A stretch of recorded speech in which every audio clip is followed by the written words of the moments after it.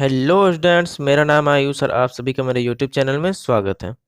तो जैसा कि आप सभी जानते हैं, जैक बोर्ड ने अपने क्लास 10th का जो मॉडल सेट है वो जारी कर दिया है। और अगर आप इस साल क्लास 10th के बोर्ड का एग्ज़ाम देने वाले हैं तो ये मॉडल सेट आपके लिए बहुत ज़्यादा ज़रूरी हो जाता है, क्योंकि इस साल जैक ने अपने एग्ज़ाम का पैटर्न चेंज किया है। तो ये मॉडल सेट से आपको उस पैटर्न के बारे में पता चलेगा कि किस प्रकार ये क्वेश्चन पूछने वाला है। तो आज इस वीडियो में मैं उसी मॉडल क्वेश्चन पेपर के मैथमेटिक्स का जो सेट 2 है उसके ऑब्जेक्टिव क्वेश्चंस को डिस्कस करूंगा, क्योंकि अभी आपको 30 ऑब्जेक्टिव क्वेश्चंस आएंगे। तो इनके बारे में जानना और इनको कैसे बनाना है ये जानना आपके लिए बहुत ज़्यादा ज़रूरी हो जाता है, ताकि आप मैथ में ज़्यादा से ज़्यादा स्कोर कर सकें। तो चलिए, इस वीडियो को शुरू करने से पहले अगर आपने हमारे चैनल को सब्सक्राइब नहीं किया तो सब्सक्राइब कर लीजिए, क्योंकि इसी चैनल पे मैं इसके आगे साइंस, सोशल साइंस सबके क्वेश्चंस को डिस्कस करूंगा। सबके मॉडल क्वेश्चन सेट जो आया है उसका सॉल्यूशन मैं आपको। तो चलिए इस वीडियो को शुरू करते हैं। तो आइए सबसे पहले क्वेश्चन की ओर बढ़ते हैं। सबसे पहला क्वेश्चन हमें कह रहा है कि निम्नलिखित में कौन सा 140 का अभाज्य गुणनखंड है। तो 140 का अभाज्य गुणनखंड निकालने के लिए हमें सबसे पहले क्या करना होगा, दो से हो जाएगा 70, फिर दो से हो जाएगा आपका 35। तो अगर आप देखें कि तो आपको यहीं पे आंसर पता चल रहा है कि 2 का स्क्वायर आपको ऑप्शन ए में ही है। मैं फिर भी आपको निकाल के दिखा दे रहा हूँ। 5 से होगा 7, अब 7 से तो इसका अभाज्य गुणनखंड होगा 2 का स्क्वायर इंटू 5 इंटू 7। तो 2 का स्क्वायर गुना 5 गुना 7, इसका ऑप्शन ए सही होगा। अगला क्वेश्चन है,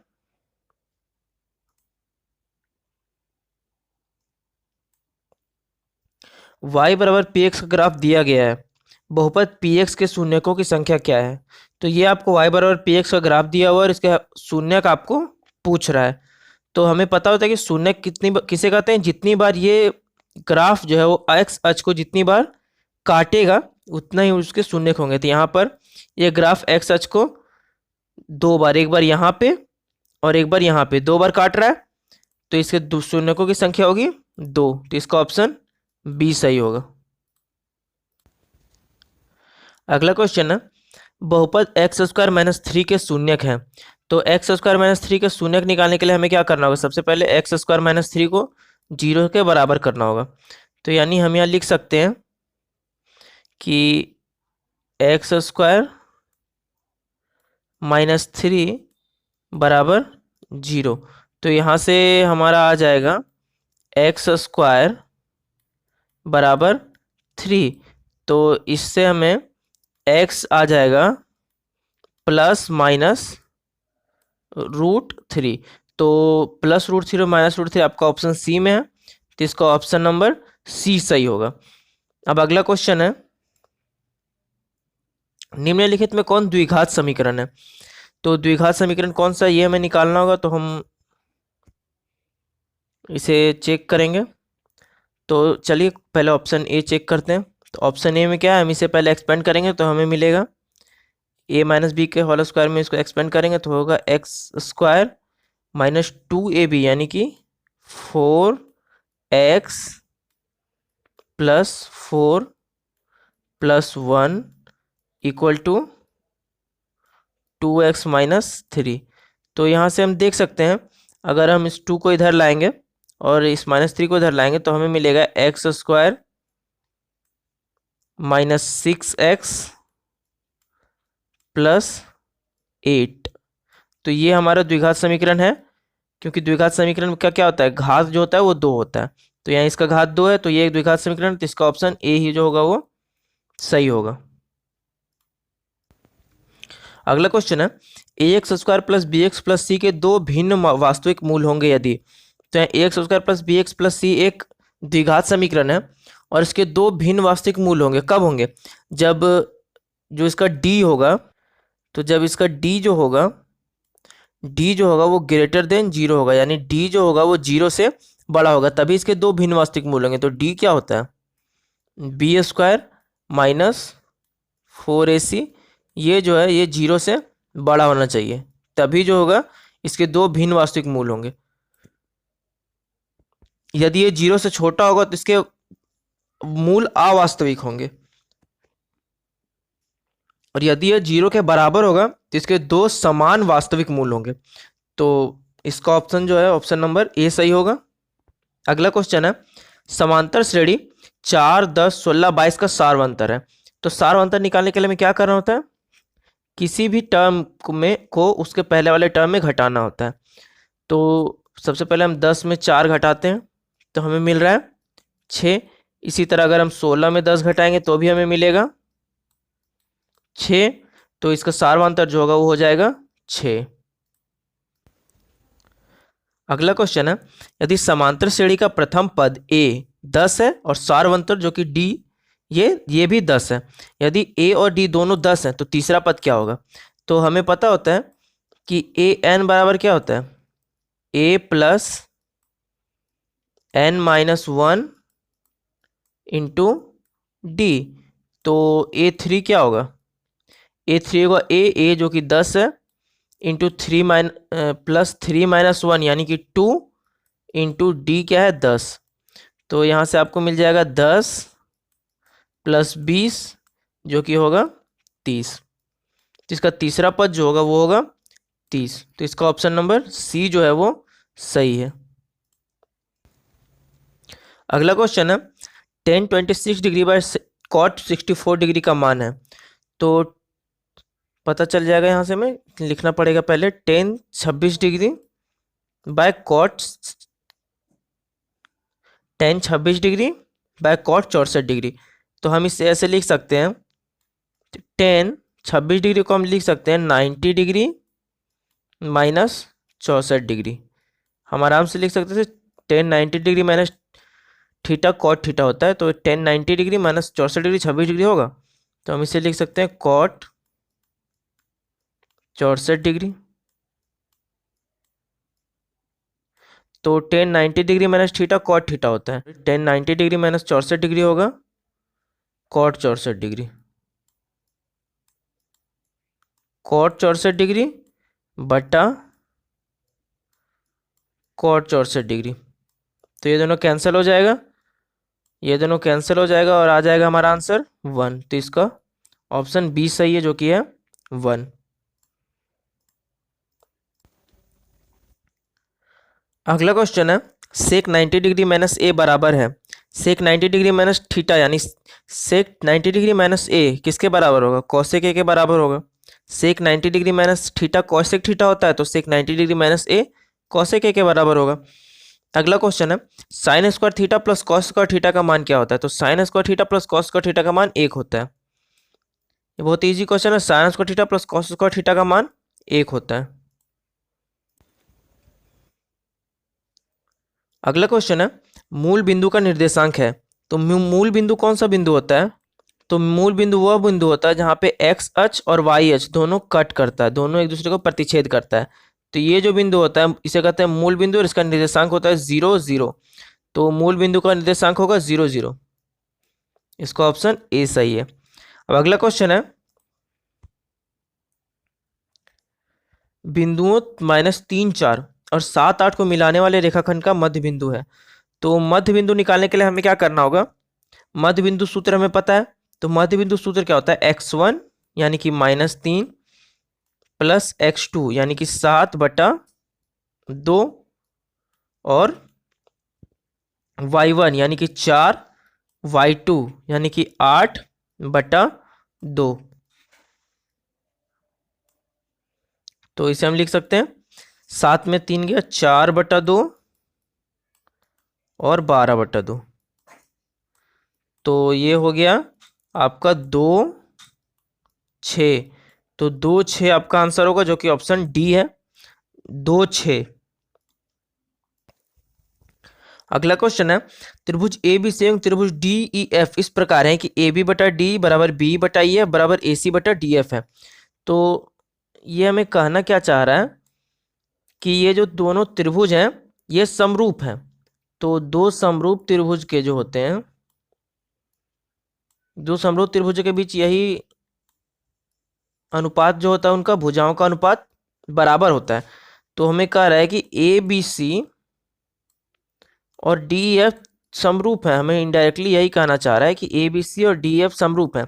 और दो समरूप त्रिभुजों में जो सारे कोण होते हैं बराबर होते हैं, यानी ए जो है वो डी के बराबर होगा, बी जो है वो ई के बराबर होगा, और सी जो है वो एफ के बराबर होगा।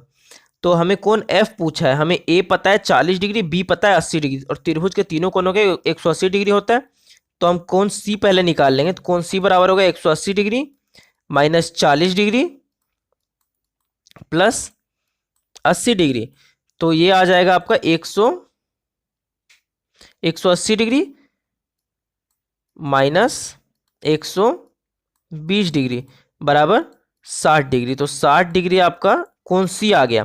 और क्योंकि त्रिभुज ए बी सी और त्रिभुज डी एफ दोनों समरूप हैं, तो कोण सी बराबर कोण एफ होगा। तो इस तरह हम कह सकते हैं कि जो कोण एफ होगा वो कोण सी के बराबर होगा, और इसीलिए कोण एफ जो है वो 60 डिग्री होगा। तो इसका ऑप्शन सी सही है। अगला क्वेश्चन कह रहा है कि एक समद्विबाहु समकोण त्रिभुज ए बी सी का कोण बी समकोण है। यदि बी सी बराबर 4 cm है तो ए सी का मान क्या होगा। तो एक समद्विबाहु समकोण त्रिभुज है, एक समद्विबाहु समकोण त्रिभुज है ए बी सी, और इसका कोण जो है वो बी समकोण है, यानी ये जो कोण है आपका 90 डिग्री है, और त्रिभुज है ए बी सी।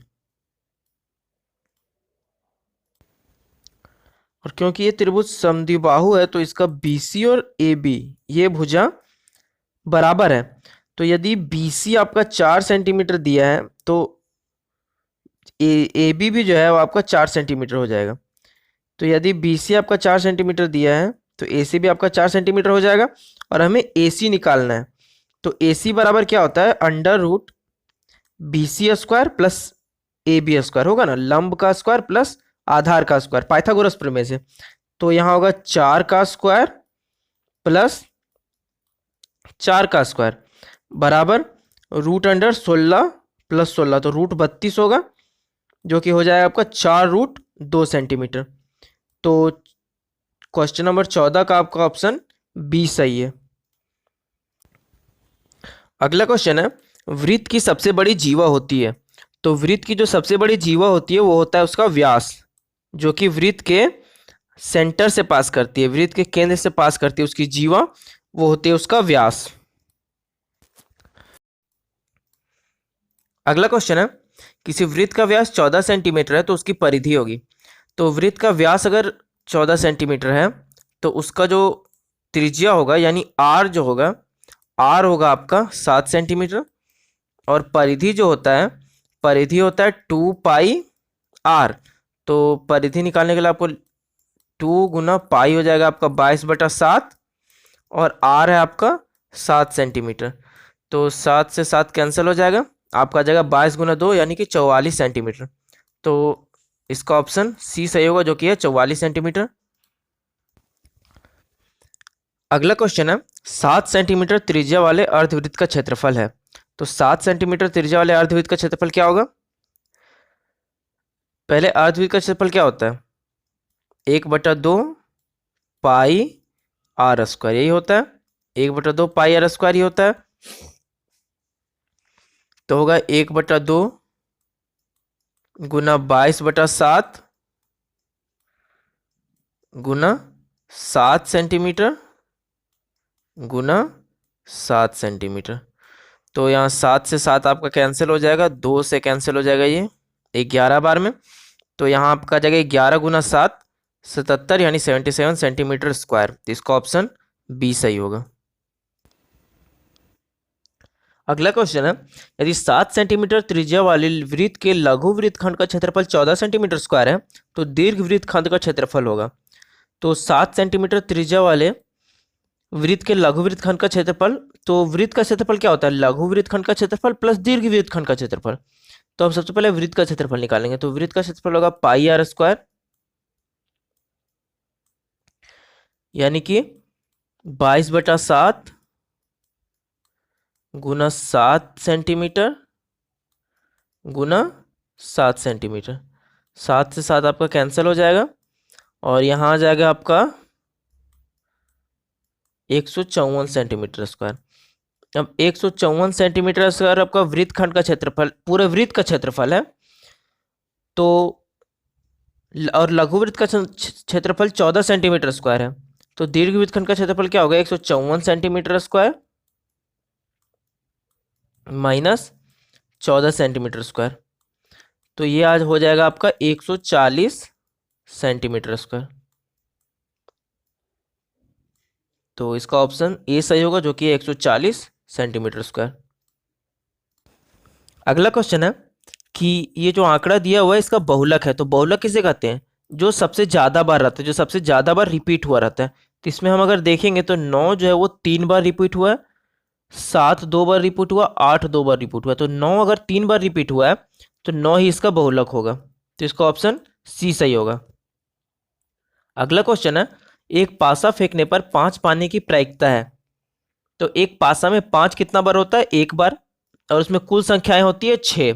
तो पासा फेंकने पर 5 आने की प्रायिकता होगा 1/6। तो इसका ऑप्शन बी सही होगा। अगला क्वेश्चन है, 6/15 का दशमलव प्रसार है। तो 6/15 को हम लिख सकते हैं, अगर हम 3 से इसे कैंसिल करें तो आएगा 2/5, और इसका अगर आप दशमलव प्रसार निकालेंगे तो आएगा 0.4। तो इसका दशमलव प्रसार जो होगा वो होगा शांत। तो इसका दशमलव प्रसार होगा शांत। अगला क्वेश्चन है, एक्स और वाई चरों वाला व्यापक रैखिक समीकरण का रूप होता है। तो एक्स और वाई में जो रैखिक समीकरण होता है उसका रूप क्या होता है, A X plus B Y plus C equal to 0। तो इसका होगा A X plus B Y plus C equal to 0।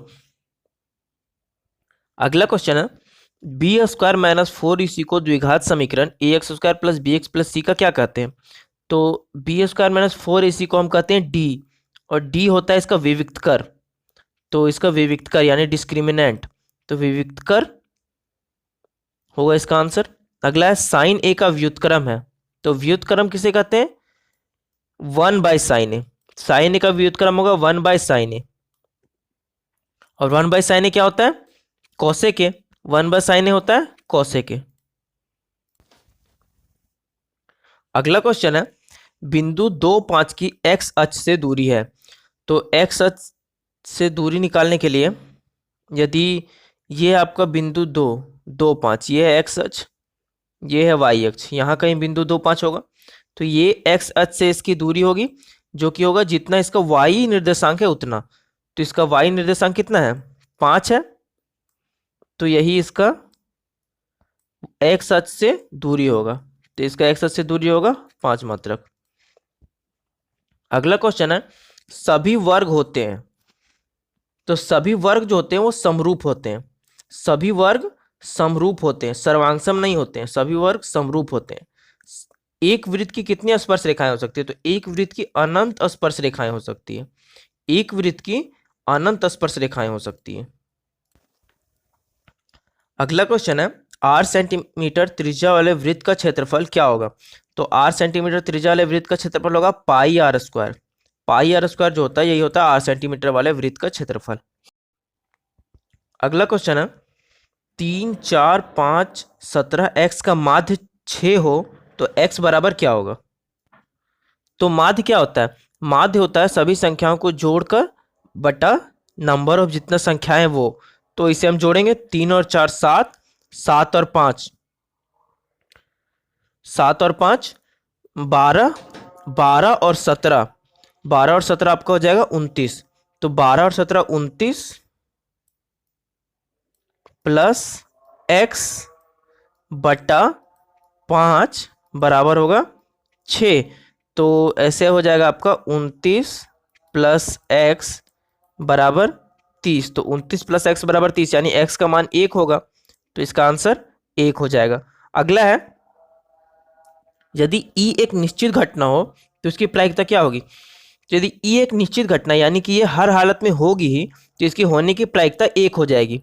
इसके होने की प्रायिकता 1 हो जाएगी। तो ई अगर एक निश्चित घटना है तो इसके होने की प्रायिकता 1 हो जाएगी। तो इस क्वेश्चन के साथ ही 300 क्वेश्चन जो आपके इस मॉडल सेट के थे वो खत्म हो जाते हैं। मैंने 300 क्वेश्चन के आंसर आपको अच्छे से बता दिए, एक्सप्लेन करके बता दिए हैं। तो अगर आपको ये वीडियो अच्छी लगी तो इस वीडियो को लाइक करें, शेयर करें और हमारे यूट्यूब चैनल को सब्सक्राइब करें। क्योंकि यहाँ पर मैं इसी तरह की वीडियोस लेकर आता रहता हूँ। तो मैं मिलता हूँ आपको नेक्स्ट वीडियो में, तब तक के लिए बाय।